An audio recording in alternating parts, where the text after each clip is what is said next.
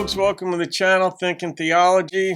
It'll eventually change. I just haven't settled on a new name for the channel yet because I don't defend or establish theology. I just look at theological topics, whether they emanate from the scientific world that are atheistic, that refute theology. I'll look at just about anything because I'm a philosopher by nature. I'm agnostic also. I understand why people believe in God. I understand many of the arguments. I used to have some myself. I understand the atheistic arguments as well. I'm looking at a video now. This always fascinates me. I love this stuff. I love numbers. I love the scientific basis, the logical basis. I love the limits of what we know, the limits of what I believe we can and can't know. But this is the probability of a single protein forming by chance. It's a fascinating topic about the unlikelihood of that happening. But there are a lot of videos that focus on the probabilities of proteins forming and life emanating from a primordial soup and the potential catalysts for it and all. But what we know about amino acids and proteins and the basic requirements for cell reproduction, self-reproduction, and all that, various folks have given their mathematical, probabilistic calculations on it. I think Sir Fred Hoyle might have been the first person that I heard opine on this decades ago. And he was, and maybe died, an avowed atheist. I don't remember how his life, what the trajectory of theological or non-theological beliefs were. And he did a study, and I think the likelihood in, 5 billion years he calculated of life on Earth forming and the cell forming and enough information within a cell being able to reproduce itself was something like 1 over 10 to the 640th. And I think that gave rise to a paper that was written or an article that was published that he kind of mockingly said, like, there is a God.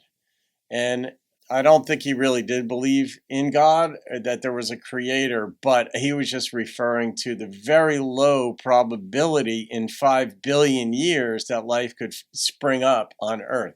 You need a lot more time for it to happen. That was his conclusion. Let's see what these folks do. Even if you believe in God, there's a lot to be learned from the scientific mathematical world. And if you don't believe in God, obviously this is right in your wheelhouse anyhow.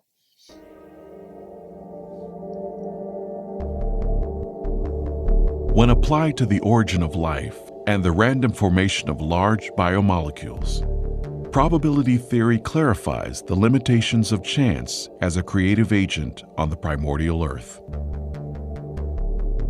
For example, what are the odds a single protein could form exclusively through the blind interactions of chemistry? Our target is one smaller than average molecule made from 150 amino acids, each aligned to ensure a folded chain. Researchers have calculated that on the ancient Earth, the probability of success was 1 chance in 10 to the 164th power. That's 1 correctly sequenced protein chain for every 100 million trillion trillion trillion trillion trillion trillion trillion trillion trillion trillion trillion trillion trillion failed attempts. Yeah. But despite these enormous odds, some theorists argue that given enough time, anything is possible. Okay, let's test the validity of this opinion.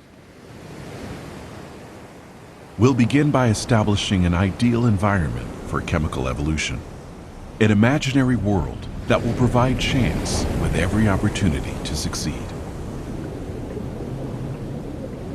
First, we stock the oceans to capacity with amino acids. That means all the atoms on Earth, including its entire supply of carbon, nitrogen, oxygen, hydrogen, and sulfur, are available to form 10 to the 41st complete sets of the 20 types of amino acids used to build proteins. Then we'll alter the laws of nature to protect these building blocks from the destruction. Where do they come up with 10 to the 41st? Yeah, I I missed something maybe, but why did they, what's with that number, 10 to the 41st? Destructive rays of ultraviolet light and chemical contamination in the primordial soup. Now let's turn the chemistry loose and see what happens.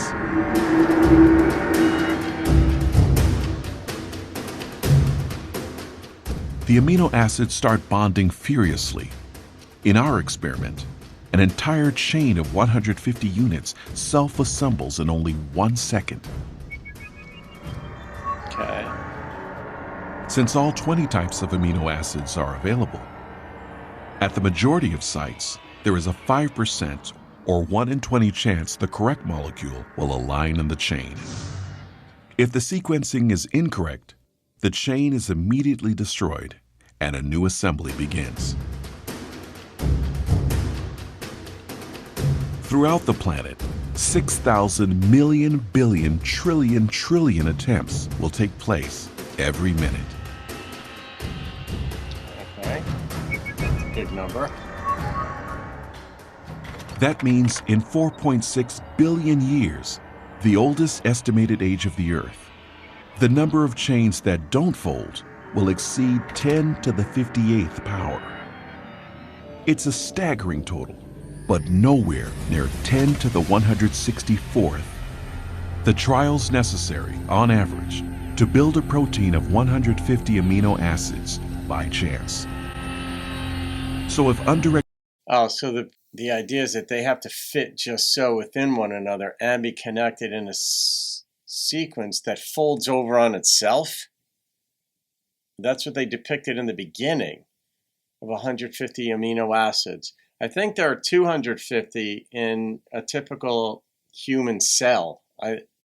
Maybe it's 150, but it's a big number relative to what we can conceptualize, but it certainly grows the probability to these astronomical numbers. Chemistry can't produce our coveted molecule during the entire history of the Earth. Then how much time would have been needed? To find out, let's take a road trip.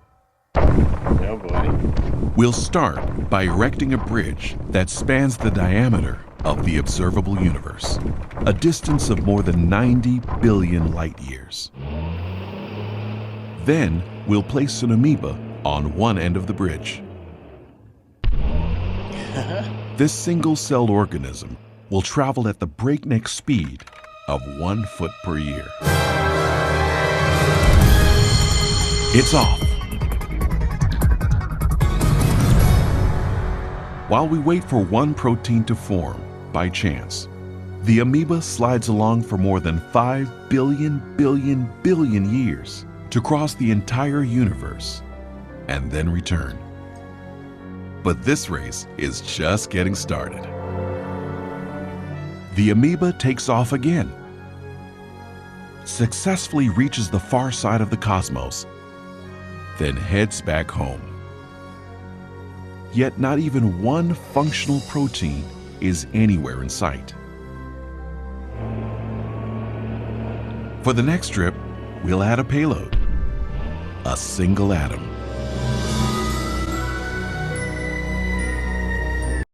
This is like when you take the number of combinations or permutations, combinations in a standard 52 card playing deck, randomly shuffled, the likelihood in mankind's history that any one of those has appeared in the same combination of thoroughly shuffled is basically 0, because the number is so big when you do 52 factorial, or even when you do encryption, where there are 256-bit encryption. So you've got up or down, like basically a yes or no on each one. So you've got 2 to the 256th, 1 over 2 to the 256th. But that number is just so big that they estimate that it's more than the number of molecules or atoms on Earth, something to that effect. These just absurd numbers, and that's what's going on here. After inching its way another 500 billion trillion miles, the amoeba drops off its cargo. and returns for more.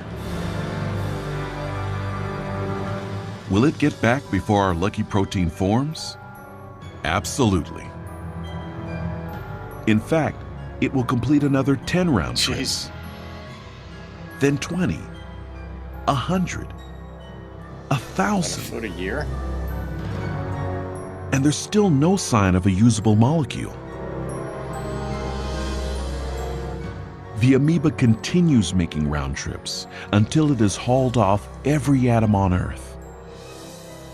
Then, all of the atoms in our solar system.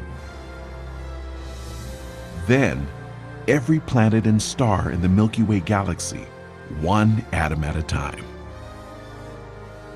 In fact, as we wait for one protein to self-assemble, the amoeba has so much time that moving at just 1 foot a year and carrying 1 atom per round trip, it will transport the entire universe more than 56 million times. That's how long it would take for chance to build one functional protein. Now, suppose against all odds, chemical evolution produced our single functional protein. Right. Would we have life? No. We'd have one protein, just a lifeless arrangement of amino acids. The simplest living cell we know has more than 300 different proteins. But proteins are only part of the story when you consider any actual cell. Remember, you're going to have carbohydrates, complex sugars, nucleic acids, DNA and RNA, lipids, a whole variety of different chemicals which jointly constitute the living state. Those bits and pieces all have to be brought into the same microenvironment at the same moment in time. Yeah. Each chemical building block must then be assembled and organized into the network of molecular machines that will control every facet of life. If we can appreciate exactly how hard it is to produce one molecular machine using nothing except atoms and energy, we can see that there's a profound problem, because once you have one molecular machine, you don't have a living thing. These molecular machines need other molecular machines. And even if nature was capable of producing all the molecular machines necessary, that still wouldn't be enough. They have to all be together, all in this tiny little membrane-bound space that we call a cell. From my understanding of what it takes to make a cell, it has to happen all at once. You can't do it one bit at a time, because everything works together in a causal loop. The higher level of organization transcends the pieces. The spatial organization in the cell requires that molecules end up in the right place at the right time. The DNA is copied into RNA. The polymerase that does the copying has to find the right spot in the DNA to start copying. The RNA has to somehow hook up with ribosomes, which have to be in a particular place. And the proteins then that are made have to be going to a particular place. That's an awful lot to account for by random chance. The probability that you would get them in the same space at the same time becomes beyond unimaginable. And the probability that you would get them within a membrane enclosure, like a cell, is the next best thing to impossible. I love this stuff because it just means that we're still searching. I love just accounting for the numbers and trying to make sense based on what was presented here and coming up with alternate theories as far as what could account for that, if not a creator. And maybe there is a creator. Maybe we're just living in an experiment, and there are trillions of experiments going on out there in the vastness of space or what have you. And then, the brain in a vat thing, but maybe an extension of this is just like a laboratory. The Milky Way galaxy or the known universe as we know it is a laboratory for one very, very bright experimenter. But there are tons of other ones in other universes out there. working out their experiments, much like we work on bacteria in petri dishes and such, and we see how they are working and interacting. And we don't consider ourselves the mad scientists, but maybe they do. Maybe they're theorizing as well on a micro level of what's going on out there. Maybe they have consciousness of some sort. But the numbers are staggering, and that just means there's work to be done. And if there's a creator, it's amazing work based on what we're capable of pulling off. And if there isn't, then what is the mechanism? Randomness doesn't seem to be it. Maybe there's some logical, rational theory that is neither the common way of either creator or natural selection. Maybe there's a third, fourth, fifth thing that we haven't thought of. Theories of everything. String theory is fascinating as well. So, all right, I love looking at this and reading the comments that you guys write, because you each have your own specialties. Some of you are very well educated in various fields, and I like to read the comments. So this is as much for me as it is for you, but I love researching the net and finding interesting things and opening it up to discussion here. So, all right, guys. Probability theory is just the numbers are just staggering. How these amino acids and proteins align or had to have aligned in order for life to be reproduced. Star Trek had an episode on that. The transporter wasn't working properly, so it would transport the cells of the human body to wherever it was going, down to a planet, but it would wind up lifeless. So there was the life, the impartation of life, the soul, the spirit, the animating force that makes those cells come alive had stopped working. And that is a real thing, that we could even transport a body somewhere, conceivably, molecularize it, reassemble it in its form so it looked the same and the eyeball was in the same place and everything else was structurally the same, but it would be dead. There wouldn't be that animating force. These are fun to talk about. Beyond probability, maybe. It seems that way, some parts of it. So have fun. Please subscribe if you've made it this far. That would be wonderful. Thank you. Have a great day. See you on another video. Keep thinking theology, science, probability, and everything else that connects to it.